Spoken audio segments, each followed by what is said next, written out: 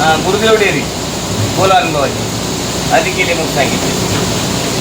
एक शेतकरी पशु आहार सुरू केलं, फक्त 15 दिवस झाले.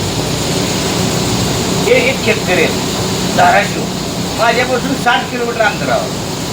त्यांना त्यांच्या गायीची खरी काळजी आहे. ते आले माझ्यापर्यंत, एक पोतं नाही आणि एका गाईला वापरलं, रिझल्ट मिळाले. आणि ते रिझल्ट बघून पुन्हा आले ते एकटे फुगून घेऊन चालले. तुम्हाला काय रिझल्ट मिळाला तुम्ही सांगायचं. शेण कसं निघालं, घट निघालं, शेण घट्टी आलं. पूर्वी पातळ होतं, पचन कसं चालू झालं.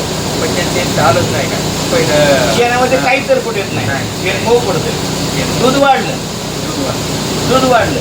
गायीची प्रकृती अर्धा दिवसामध्ये अजून काही समजणार नाही, पण थोडीफार समज यायला लागली त्या गायीला.